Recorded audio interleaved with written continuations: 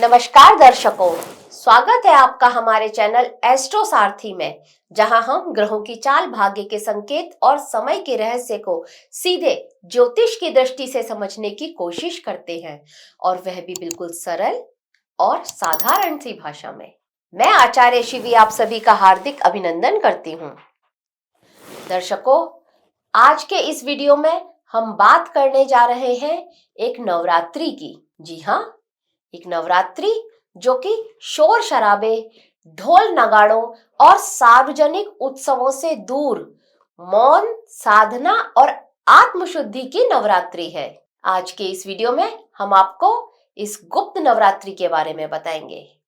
लेकिन उससे पहले अगर आपने हमारे चैनल एस्ट्रो सारथी को सब्सक्राइब नहीं किया है तो शीघ्र सब्सक्राइब कीजिए, जिससे ज्योतिष से जुड़ी हुई सारी महत्वपूर्ण जानकारियां आप तक सही समय पर पहुंच सके। तो चलिए अब बात करते हैं गुप्त नवरात्रि की। माघ मास की गुप्त नवरात्रि एक ऐसा दिव्य काल जिसमें माता दुर्गा बाहर नहीं बल्कि साधक के भीतर उतरकर उसके कर्म, भय और अवरोधों को शुद्ध करती हैं। ये वीडियो केवल जानकारी के लिए नहीं है, बल्कि आपके जीवन में सकारात्मक परिवर्तन लाने का एक आध्यात्मिक मार्गदर्शन है। इसलिए वीडियो को अंत तक देखिएगा। वीडियो के अंत में हम आपको बताएंगे प्रत्येक राशि के लिए ये जो गुप्त नवरात्र है, अगर आप इनको करते हैं तो इनका आपके ऊपर क्या प्रभाव पड़ता है राशि के अनुसार। तो सबसे पहले हम ये जानते हैं कि ये गुप्त नवरात्रे होते क्या हैं।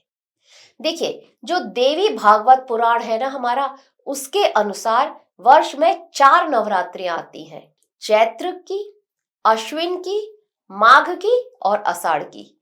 और इसमें से जो चैत्र और अश्विन की नवरात्रियां होती हैं, इनको हम प्रकट नवरात्रि कहते हैं, जहां पर हम माता की पूजा सार्वजनिक रूप से करते हैं, उत्सव और उल्लास के साथ मनाया जाता है। आप जानते ही हैं कितनी बड़ी पूजा होती है जब चैत्र की और स्पेशली जो अश्विन की नवरात्रि होती है, उसमें कितनी धूमधाम से हम नवरात्रि को मनाते हैं, माता दुर्गा के आगमन को भी और फिर उनके विसर्जन को भी। लेकिन ये जो माघ और आषाढ़ की नवरात्रियां होती हैं, इन्हें हम गुप्त नवरात्रि कहते हैं। गुप्त नवरात्रि का मतलब होता है बिल्कुल अलग स्वरूप। जैसे यहाँ पर ना तो नृत्य होगा, उत्सव या दिखावा, ये सब कुछ नहीं होगा, शो ऑफ बिल्कुल नहीं करना है, कोई पंडाल नहीं बनेगा। यहाँ पर होगी तो सिर्फ साधना, मौन और आत्मिक अनुशासन यहाँ पर सबसे ज्यादा महत्वपूर्ण होगा। शास्त्रों में कहा गया है कि साधना मौन में होती है, उसका फल सबसे गहरा और स्थायी तभी होता है जब आप मौन से साधना करते हैं। अब हम इन जो गुप्त नवरात्रे हैं माघ मास के, इनके महत्व को देखते हैं, इनका क्या महत्व है। देखिए, 2026 में गुप्त नवरात्रे 19 जनवरी सोमवार से शुरू होंगे और 27 जनवरी तक रहेंगे। ये समय इसलिए विशेष होगा क्योंकि सूर्य यहाँ पर मकर राशि में स्थित होंगे और उत्तरायण का जो प्रभाव होगा वो पूर्ण रूप से यहाँ पर सक्रिय रहेगा। ये जो उत्तरायण होते हैं ना, इन्हें देवताओं का दिन कहा गया है। शास्त्रों में स्पष्ट उल्लेख है कि उत्तरायण में की गई तपस्या, जप और साधना शीघ्र फल देने वाली होती है। तो माघ मास को तप, संयम और दान का महीना कहते हैं, और जब इसी माघ में हम गुप्त नवरात्रि करते हैं तो इसका प्रभाव हमें कई गुना बढ़कर के मिलता है। अब हम जरा मुहूर्त की बात कर लेते हैं। तो देखिए, माघ मास की जो ये गुप्त नवरात्रि है, इसका पहला दिन प्रतिपदा तिथि का होगा।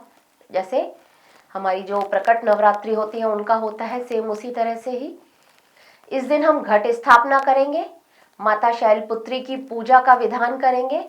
और घट स्थापना का जो मुहूर्त है वो है 19 जनवरी को प्रातः 7:14 से 10:46 तक, जो कि ये अवधि रहेगी, ये 3 घंटे 32 मिनट की रहेगी।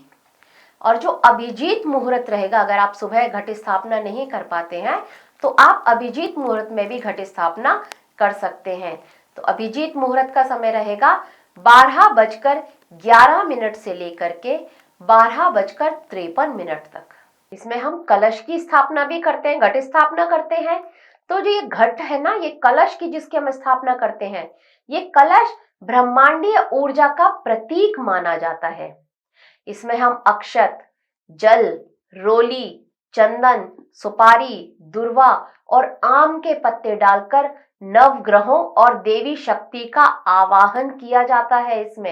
इसके ऊपर हम जब नारियल स्थापित करते हैं तो ये दिखाता है कि साधक निष्काम भाव से साधना कर रहा है। तो अब ये तो रही घट स्थापना की बात। अब ये गुप्त नवरात्रे जो हैं, ये किसके लिए विशेष रूप से फलदायी होते हैं, मतलब कौन कौन इनको कर करके, या किस किस लोगों को जरूरी है कि ये गुप्त नवरात्रे करने चाहिए, अब हम उसके बारे में बात करते हैं। अगर ज्योतिषीय दृष्टि से देखें तो जिस किसी की भी जन्म पत्री में राहु, केतु या फिर मंगल का कोई दोष है, मंगल ग्रह से, इन सभी ग्रहों से किसी तरह की परेशानी चल रही है, तो आपको गुप्त नवरात्रे करने अवश्य ही चाहिए। आपके लिए बहुत लाभकारी रहेंगे। जिन किसी के भी जीवन में बार बार रुकावटें आ रही हैं, काम बन ही नहीं पा रहा है, तो उनको भी गुप्त नवरात्रे अवश्य ही करने चाहिए। आपकी मानसिक शांति आपको नहीं मिल पा रही है किसी भी तरह से, सब कुछ है, लेकिन फिर भी एक अनजाना सा भय आपके मन में है, किसी बात को लेकर के भ्रम है, आत्मविश्वास की कमी है या फिर मानसिक अशांति, ये अगर आपके साथ है, ऐसा कोई भी समस्या आपके साथ है, तो आपको भी गुप्त नवरात्रे अवश्य ही करने चाहिए। वैसे शनि से रिलेटेड समस्याओं के लिए भी आपको गुप्त नवरात्रे अवश्य ही करने चाहिए। अगर शनि की 7.5 चल रही है, ढैया चल रही है, तो भी गुप्त नवरात्रे करना आपके लिए अत्यंत लाभकारी होगा। गुप्त नवरात्रों में की गई साधना अवचेतन मन पर कार्य करती है और वर्षों पुराने जो हमारे कर्म बंधन होते हैं, उनको शुद्ध करने में सहायक होती है। शास्त्रों में गुप्त नवरात्रों को 10 महाविद्याओं की साधना का काल बताया गया है। कौन सी 10 महाविद्याएं? जैसे काली, तारा, त्रिपुर सुंदरी, भुवनेश्वरी माँ, छिन्नमस्ता माँ, भैरवी, धूमावती, बगलामुखी माता, मातंगी और कमला। ये जो शक्तियां साधक के भीतर छुपे अहंकार, भय, मोह और वासनाओं को धीरे धीरे शुद्ध करती हैं। तो अगर हम इन सभी साधनाओं को, इन सभी माताओं की पूजा करते हैं गुप्त नवरात्रों में, तो आप ये देखेंगे कि आपके अंदर भय, मोह, अहंकार और वासनाओं का शमन होगा और इन सब से आपकी आत्मा शुद्ध होगी। हालांकि जो हमारे गृहस्थ हैं, उनके लिए जटिल तांत्रिक साधना आवश्यक कहीं पर भी नहीं लिखी है, किसी भी शास्त्र में नहीं लिखा है कि गृहस्थ लोग जो हैं वो गुप्त नवरात्रे नहीं कर सकते हैं। कर सकते हैं, कोई जटिल साधना की आवश्यकता बिल्कुल भी नहीं है। आप साधारण घर में कलश स्थापना कीजिए और माता का व्रत कीजिए। सिर्फ दीप, जप और संयम, यही पर्याप्त है गृहस्थ लोगों के लिए। अब अगर उपाय देखे जाएं, मतलब ये देखा जाए कि साधारण गृहस्थ किस तरह से पूजा कर सकते हैं, क्योंकि तांत्रिक लोग तो करते ही हैं अपने हिसाब से पूजाएं, लेकिन साधारण लोग किस तरह से कर सकते हैं? तो देखिए, अगर आप गृहस्थ हैं तो नौकरी या परिवार की जिम्मेदारियां आपके ऊपर होंगी, लेकिन आप फिर भी गुप्त नवरात्रों का पूरा फल प्राप्त कर सकते हैं। प्रतिदिन सिर्फ दीपक जलाएं, माँ दुर्गा का स्मरण करें, सात्विक भोजन करें और अपने जो नेगेटिव थॉट्स हैं उनको दूर रखें। यहाँ पर क्रोध और कटुवाणी, इससे भी आपको बचना होगा। शास्त्र कहते हैं कि यदि व्रत संभव ना हो तो संयम ही सबसे बड़ा व्रत होता है। तो अगर आप व्रत नहीं भी कर सकते हैं तो ना करें, लेकिन संयम करें। गोपनीय साधना का अगर यहाँ पर देखा जाए महत्व, तो गोपनीय साधना के लिए, मतलब गुप्त नवरात्रों में गोपनीयता, यही सबसे बड़ा नियम है। अपना जप, अपना दान, अपना संकल्प या साधना जो भी आप कर रहे हैं, इसको आपको किसी को नहीं बताना है। जितना गुप्त आपकी साधना होगी उतना ही उसका प्रभाव गहरा होगा। तो इस काल में माता दुर्गा साधक के भीतर उतरकर उसके दोषों को शांत करती हैं। अब हम ये देखते हैं कि हमारी जो सभी राशियां हैं, सभी राशियों के जातक अगर ये गुप्त नवरात्रे करते हैं तो उनके लिए क्या प्रभाव पड़ेगा उनके जीवन पर, इस पर भी हम एक नजर डाल लेते हैं।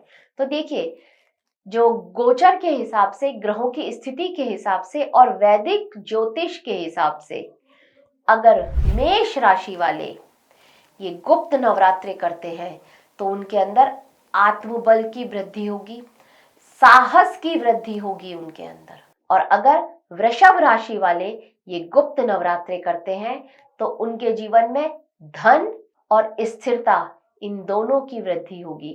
आर्थिक स्थिति सुधरेगी और जीवन में कहीं ना कहीं स्टेबिलिटी आएगी। अगर मिथुन राशि वाले ये गुप्त नवरात्रे करते हैं तो बौद्धिक विकास होगा उनका और उनकी वाणी बहुत प्रभावशाली होगी। और अगर कर्क राशि वाले ये गुप्त नवरात्रे करते हैं तो कहीं ना कहीं एक मानसिक शांति का अनुभव होगा, एक सुकून महसूस होगा उनको। और अगर सिंह राशि वाले ये गुप्त नवरात्रे करते हैं तो अहंकार का शमन होगा। कहीं भी किसी भी तरह से सिंह राशि वालों के अंदर थोड़ा बहुत अहम आ ही जाता है। अगर वो ये गुप्त नवरात्रे करेंगे तो यहाँ पर अहंकार का शमन होता हुआ दिखाई देगा। अगर कन्या राशि वाले ये गुप्त नवरात्रे करते हैं तो रोग और ऋण, इनसे मुक्ति होगी। किसी भी तरह के रोग से आप ग्रसित थे तो गुप्त नवरात्रे कीजिए, आप देखेंगे कि रोग से मुक्ति मिलेगी।